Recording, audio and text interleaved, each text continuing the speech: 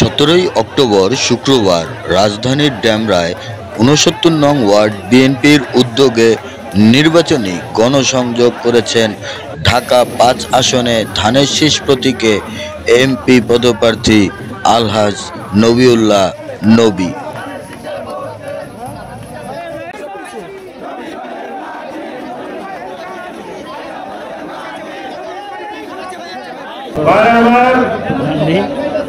আপনারা জানেন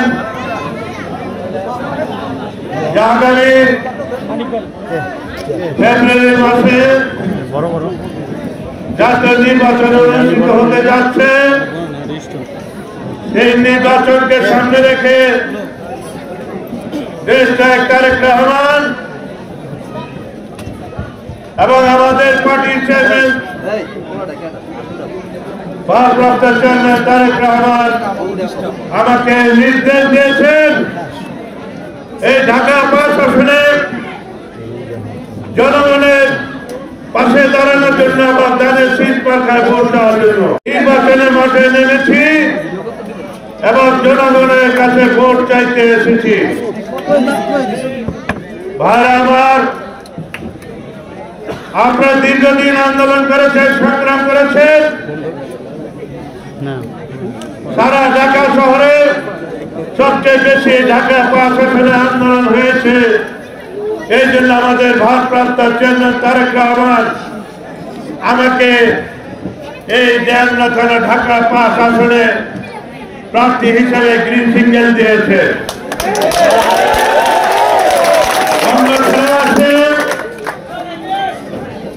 আপনারা এই সমস্ত গুজবে কান দিবেন না। ভাই আমার, আজকে আপনারা জানেন 2011 সালে এই এলাকা থেকে দেশনায়ক তারেক রহমান আমাকে নমিনেশন দিয়েছিল ধানের শীষ মার্কা। আপনাদের ভোটে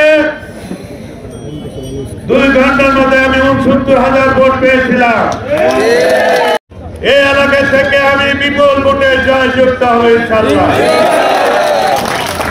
এবং আগামী নির্বাচনের সারা বাংলাদেশের বিএনপি বিপুল ভোটে জয়যুক্ত করে সরকার গঠন করে